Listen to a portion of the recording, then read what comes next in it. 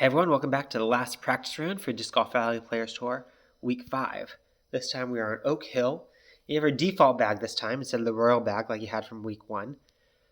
Getting out to the basket on hole 1 is a glide skip drive, your glide skip driver off the tee. Aim to the right around that tree and just have a straight pull back to hope you get the good skip up here by the basket for a very reasonable looking throw-in. You get that aim just far enough out to the right to get past that tree. Let me try to show a couple wind adjustments if we get those there. Here is the one wind. So it's glide, skip, drive. So you see the middle or the bottom chevron just on the right side of that stump, and a straight pull back here should get you up pretty close to that basket. If you get the dead skip, you just have to rely on having a bit of throw-in prowess and working on your throw-ins. I'll put that video together eventually when I have a chance for you guys. Just a little bit more work to do that one. And get yourself that eagle. Let's move on to hole 2. Hole 2 is an ace run with the accurate roll musket.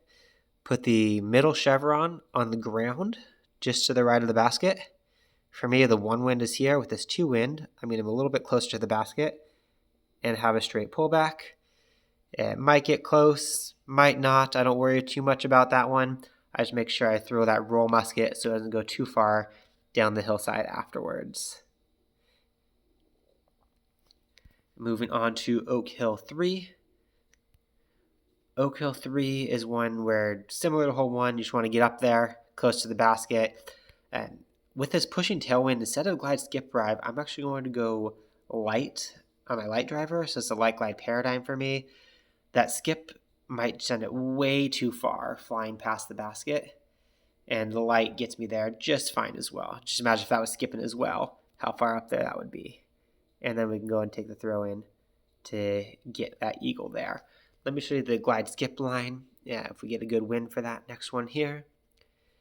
Here's a low wind. So glide skip, I like to slide right, just get a little bit further around this tree. Aim down with the top chevron at the base of the tree out there in the distance. And a straight pullback. That's going to turn all by itself because you aim down. You don't have to add any anhyzer to that.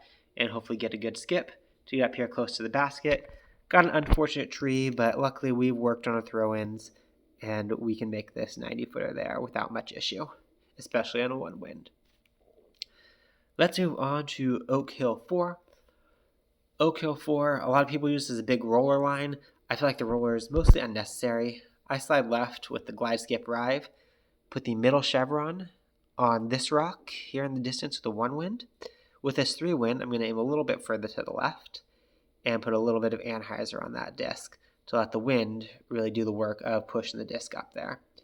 It might not be super close, but again, we've worked on a throw-in, so we're not really super worried about it. The roller sometimes gets really close, but at least for me, the roller is quite unpredictable in the wind and going to end up in places that you're not expecting it to be, and you have a lot different elevation changes to work with. I feel like the forehand skip throw is much more likely to get there cleanly and less likely to end up in bad positions.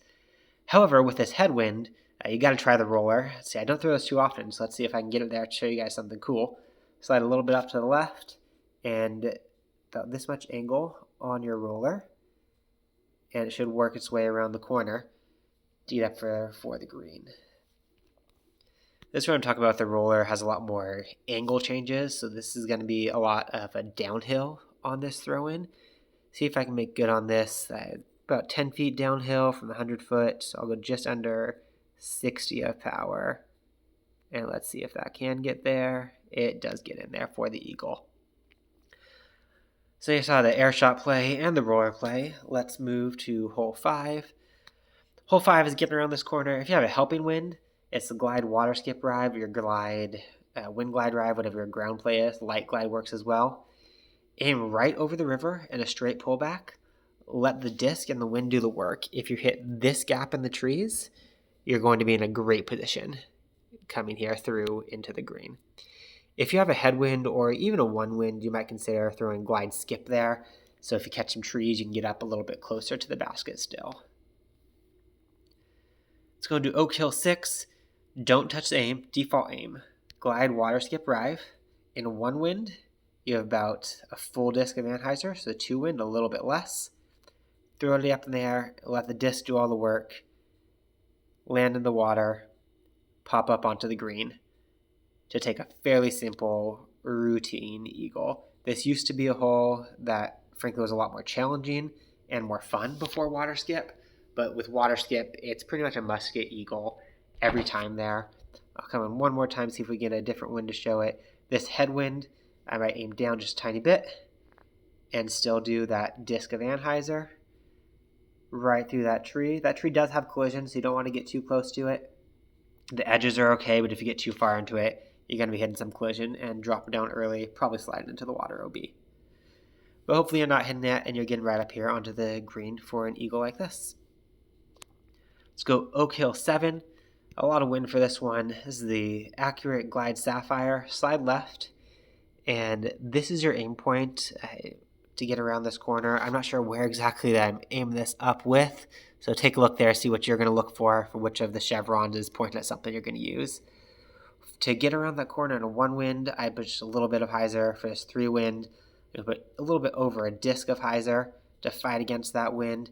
To get around this tree just fine, we should be able to slide down there and be in the throw-in range. So it would have been nice to have that a little bit closer. So maybe if I did that with a little bit less hyzer, don't fight that wind quite as much, and maybe get here a bit closer to that basket. This should be a lot nicer looking. If I don't catch that foliage, I'm here for a much easier looking eagle. Let's do one more on this, see if I can get you a look at a more neutral wind coming down here for a more common play that you're going to have without the wind up.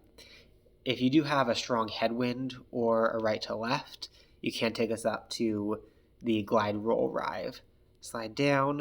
I'm going to counteract this wind with the anhyzer and let the wind push me there over the hillside. Good little skip. That actually helps, slows you down a little bit, and get you here for a very reasonable looking throwing into this basket for the eagle. 99, little bit ahead tailwind, throw that about 70. And that is there into the basket. The 1 wind, you're going to do pretty much a straight pullback from that similar aim point.